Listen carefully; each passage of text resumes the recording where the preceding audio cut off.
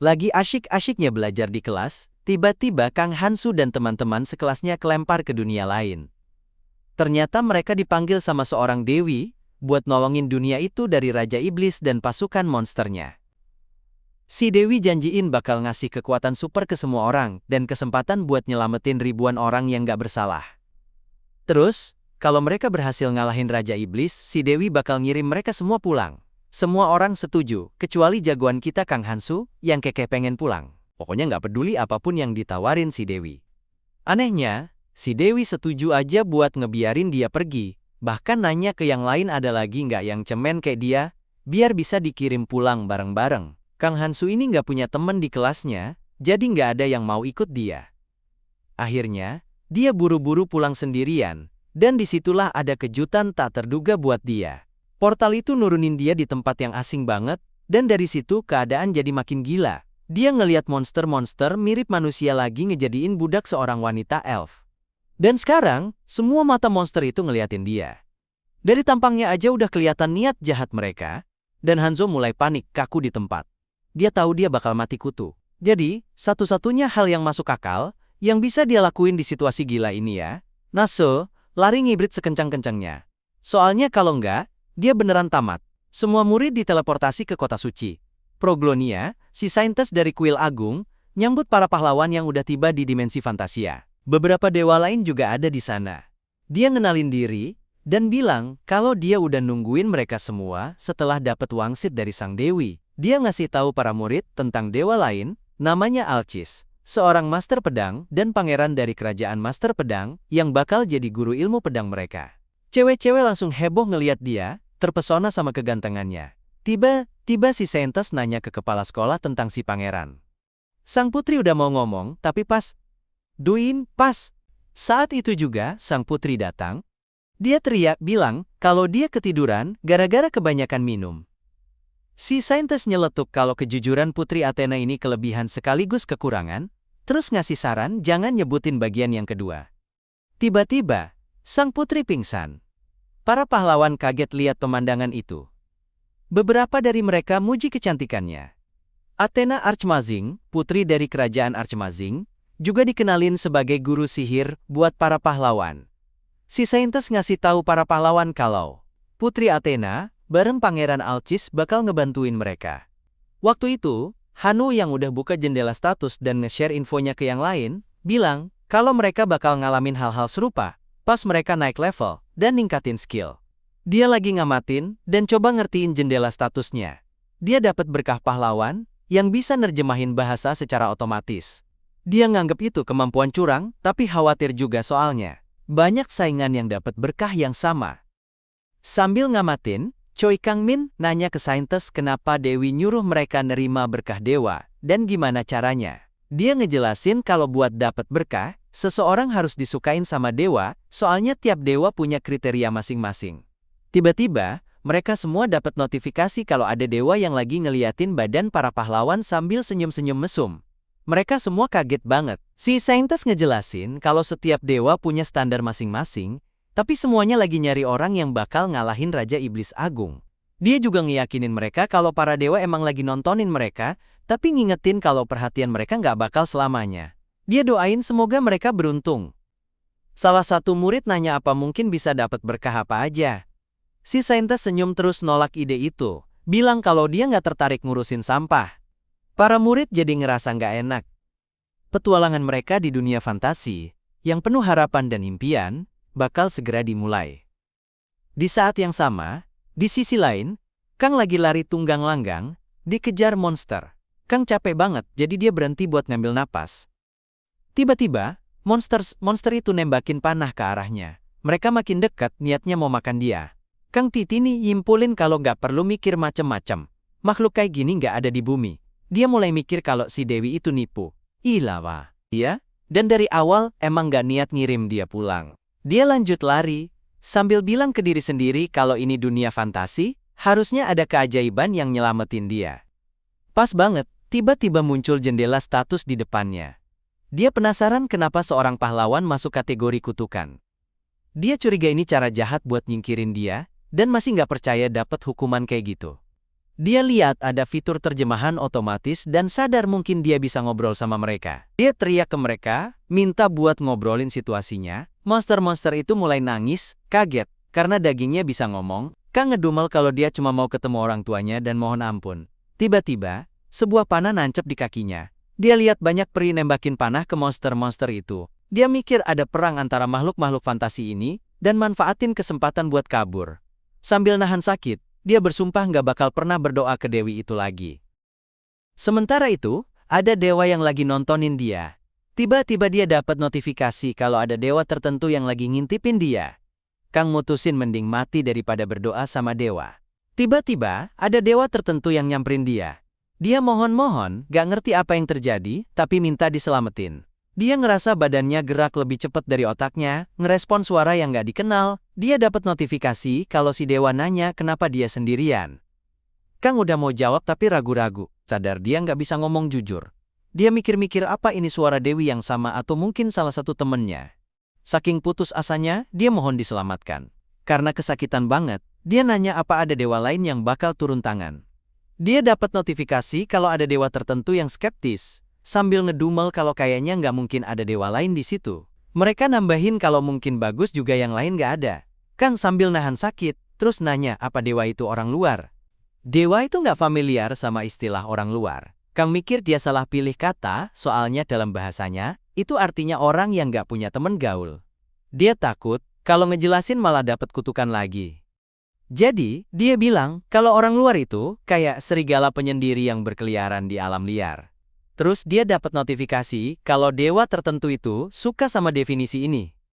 Kang lega, minta diselamatin lagi. Setelah beberapa saat, si dewa nanya, "Apa Kang beneran penyendiri?" Kang sih enggak. Tapi dia bohong, ngaku kalau dia juga penyendiri, ngejelasin kalau teman-teman sekelasnya dipanggil ke kuil, sementara dia ditinggal sendirian. Dewa itu kayaknya bingung sama penjelasannya. Kang ngotot kalau udah sewajarnya penyendiri nolongin penyendiri lain, tapi sekarang dewa itu bilang kalau itu nggak berlaku buat dia, soalnya dia dewa. Setelah mikir sejenak, dewa itu mutusin buat nolongin si penyendiri yang malang ini. Kekuatan, dewa itu secara ajaib, nyabut panah dari kaki Kang. Kang ngerasa sakitnya yang luar biasa langsung hilang, badannya juga jadi lebih enteng. Sambil bersyukur, dia makasih ke dewa itu. Terus, dia lihat jendela statusnya, yang sekarang ada tulisan penyendiri di sebelah berkah. Dengan penasaran, dia baca kalau bakal ada hal buruk terjadi kalau serigala penyendiri ninggalin alam liar. Dia bingung sama pesan ini. Kang nengok ke dewa itu, dan nanya kalau dia berhenti jadi penyendiri dan jadi orang gaul, dia bakal diadili. Dewa itu ngejawab, sambil nekenin kalau mereka cuma bakal nolongin penyendiri. Waktu itu, monster-monster mulai ngeliatin dia pas dia kabur. Kang lanjut lari tunggang langgang, ngerasain pesen kalau dia kebal dari semua status kecuali kematian, berkat berkah dewa. Rasa capeknya hilang, dan dia nggak ngerasa lelah lagi. Sementara itu, monster-monster mulai kelelahan dan nggak bisa ngejar dia lagi. Tiba-tiba, salah satu monster ngelempar batu ke arah Kang, tapi meleset, dan dia terus lari. Dia dalam hati makasih ke dewa, karena ngerasa seger lagi. Gak lama, dia dapat notifikasi lagi dari dewa, yang ngeyakinin dia kalau dia nggak bakal mati cuma gara-gara batu. Kang ngucapin terima kasih. Akhirnya, Kang sampai di pinggir tebing, dan seperti pesan yang disiratkan, dia sadar kalau semua status kecuali kematian bakal di-reset. Dia yakin selama dia nggak langsung mati, luka parah sekalipun bakal sembuh. Dalam sekejap ragu, dia nanya ke dewa apa dia bakal selamat kalau jatuh dari tebing. Dewa itu ngejawab, ngasih tahu kalau ketinggiannya bakal fatal kalau dia jatuh. Kang jadi khawatir. Sementara itu, monster-monster makin dekat. Sekarang dia udah terpojok, di depannya tebing dan di belakangnya monster. Kang mutusin buat bergerak. Dia teriak ke monster-monster itu, nawarin mereka proposal. Dia bilang dia tahu mereka lapar, tapi makanannya nggak cukup buat mereka semua. Sebagai gantinya, dia nawarin kesepakatan. Siapapun yang nangkep dia duluan, boleh makan dagingnya yang enak. Monster-monster itu seneng banget bayangin bisa nangkep Kang duluan, langsung lari ke arahnya dengan semangat. Kang lihat mereka fokus banget sama dagingnya dan mikir dalam hati, walaupun dia nggak masalah diperhatiin, tapi jelas banget makhluk-makhluk ini terobsesi. Sambil senyum, dia mutusin buat jatuh dari tebing, sambil narik monster-monster itu buat ngejar. Setelah beberapa saat, Dia buka mata dan sadar dia belum mati. Badannya rasanya remuk, tapi dia mikir mungkin itu cuma perasaannya aja. Pelan-pelan dia berdiri, kaget karena masih hidup. Tiba-tiba, muncul notifikasi, ngasih tahu dia kalau ada dewa tertentu yang terkesan sama kemampuan bertahan hidup si penyendiri yang luar biasa. Pas dia lagi mikirin itu, salah satu monster nyamperin dia, niatnya mau makan dagingnya. Kang lihat jendela status makhluk itu, Blue Moon's Butcher, dan nyimpulin kalau dia bisa selamat. Meskipun gak punya berkah apa-apa, bikin dia jadi target yang menarik. Di banyak dunia RPG fantasi, karakter naik level dengan dapat pengalaman dari ngalahin musuh kuat. Musuh level tinggi ngasih poin pengalaman lebih banyak, yang bikin mereka jadi jauh lebih berharga buat dikalahin. Kang ngambil batu di dekatnya, pakai itu buat mukul si monster, dan berhasil ngebunuhnya. Sementara itu, balik ke para murid, si saintis ngasih tahu mereka kalau naik level dan dapat berkah itu dua cara kunci buat jadi lebih kuat. Seseorang bisa naik level dengan dapat pengalaman dari ngebunuh makhluk yang punya jendela status, atau mereka bisa dapat berkah langsung dari para dewa. Choi Kang-min yakin sama kemampuannya, mutusin buat berdoa ke para dewa, minta berkah buat ningkatin kekuatannya. Pas dia lagi gitu, si saintis nyela, ngingetin para murid kalau dapat berkah bukan berarti prosesnya selesai. Para dewa bakal terus ngawasin mereka, ngamatin tindakan mereka. Obura ngangkat tangan, kelihatan bingung, dan nanya apa ini artinya para dewa bakal ngawasin mereka seharian penuh, setiap hari. Si saintis ngangguk ngeiyain. Beberapa murid ngerasa nggak nyaman mikirin kalau para dewa mungkin nontonin mereka, bahkan di saat-saat paling pribadi, kayak pas lagi mandi atau buang air. Di titik ini, si saintis ngejawab kekhawatiran mereka, dan bilang kalau dewa itu bukan manusia. Mereka jangan ngejudge dewa pakai standar manusia. Beberapa dewa ngomong lewat jendela status, ngeyakinin Yubora kalau mereka nggak tertarik ngeliatin kegiatan remeh-temeh kayak gitu. Tiba-tiba, Jang Mae-on, atau Aibor panggilannya, dipilih sama para dewa. Mereka ngejelasin kalau mereka bakal ngasih berkah yang lebih baik ke orang yang mereka anggap menarik. Beberapa dewa nunjukin kekaguman sama tindakannya, dan hasilnya, dia dapat berkah. Dia senyum sumringah, meskipun para murid bingung dia mau ngapain dengan kekuatan barunya. Akhirnya jadi jelas waktu berkahnya munculin pesona, kekuatan yang bikin badannya ngeluarin wangi yang memikat, terus-terusan ningkatin kesempatan buat narik lawan jenis. Tapi, si saintis cepet-cepet turun tangan, nyuruh Zhang buat nggak langsung pakai berkah pesonanya. Zhang protes, ngaku dia nggak tahu cara ngentiin efeknya. Waktu itu, ada dewi polos tertentu, nunjukin rasa nggak sukanya sama sifat, nggak murni dari berkah semacam itu. Si saintis, sambil geleng-geleng kepala, ngaku kalau udah terlambat, soalnya sekarang Jiang bakal nanggung akibat perbuatannya. Para murid kaget lihat kejadian ini. Si saintis terus ngejelasin, meskipun dewa bisa ngasih berkah, mereka juga punya kekuatan buat ngasih kutukan ke pahlawan yang mereka nggak suka.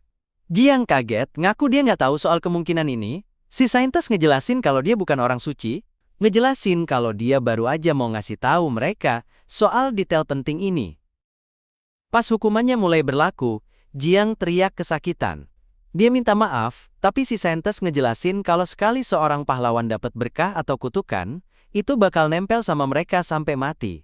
Terlebih lagi, efeknya bakal makin kuat seiring naiknya peringkat mereka, dan level mereka nggak bakal pernah turun kalau udah naik. Jiang khawatir banget, nyatain keprihatinannya soal betapa sakitnya kutukan itu. Kutukan ada di peringkat rendahnya saat ini. Dia takut di level yang lebih tinggi, rasa sakitnya bisa jadi nggak tertahankan atau bahkan fatal. Athena nyamperin dia, ngasih kata-kata penghiburan dan penenangan. Dia bilang ke Zhang jangan nyerah, ngejelasin kalau berkah bisa bantu ngimbangin efek kutukan. Seiring Zhang naik level, dan nguatin badan sama pikirannya, rasa sakitnya bakal pelan-pelan berkurang. Di sisi lain, Kang masih di hutan, mikirin kenapa levelnya belum naik, padahal udah bunuh beberapa monster. Dia curiga mungkin karena kutukan, atau karena naik level emang lebih susah di dunia ini. Setelah beberapa saat, dia coba hubungin dewa buat dapet info berguna. Dewa itu, dengan sikapnya yang biasa aja, cuma nyuruh Kang buat manggil dia sebagai orang luar. Kang, sedikit frustrasi sama dewa yang gak banyak bantu, mutusin buat nurut, dan nanya sekali lagi. Dewa itu jawab singkat dengan bilang ya. Kang ngerasa, selain berkah itu, dewa itu nggak banyak membantu. Tapi, dia mutusin buat tetap pegang berkah itu, menghargai satu-satunya kelebihannya.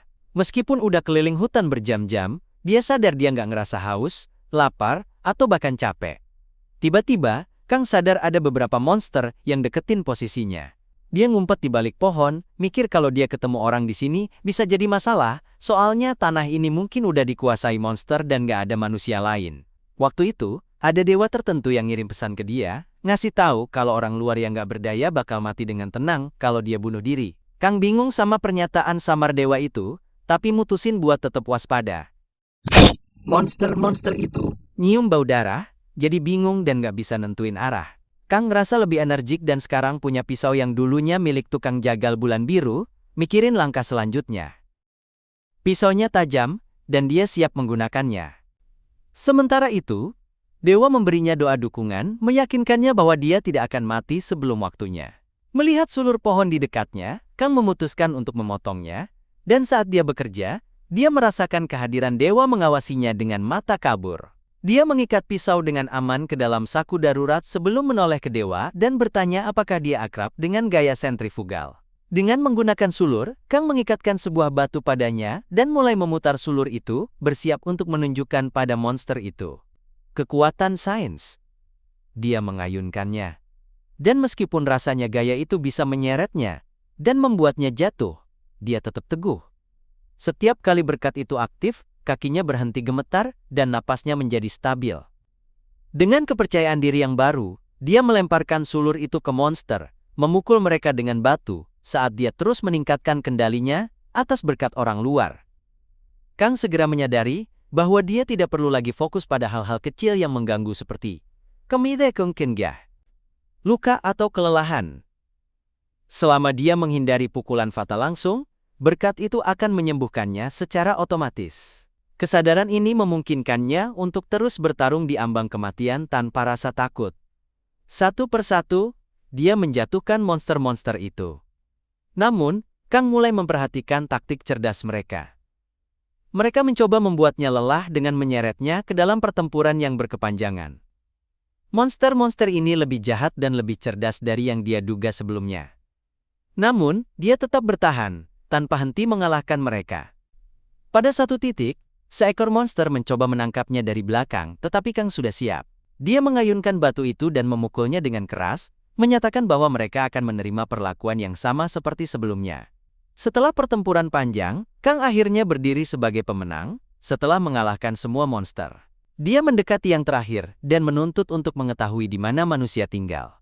Makhluk itu, dengan enggan, menunjuk ke arah pemukiman manusia. Kang kemudian menanyakan tentang spesies monster itu, yang dijawab oleh si Gnoll, menjawab kalau mereka dikenal sebagai Gnoll. Tanpa ragu, Kang membunuh makhluk itu dengan satu pukulan terakhir dari batu. Dia mikir kalau monster itu jujur sama dia, mungkin dia bakal biarin mereka hidup, tapi dia nggak pernah janjiin belas kasihan kayak gitu. Sementara itu, di kuil, Pangeran Alcis ngasih tahu para pahlawan kalau latihan resmi bakal dimulai besok. Dia ngejelasin kalau dia bakal ngajarin ilmu pedang, sementara Putri Athena bakal ngurus latihan sihir. Dia nambahin kalau para pahlawan bebas milih jalan apapun yang mereka mau.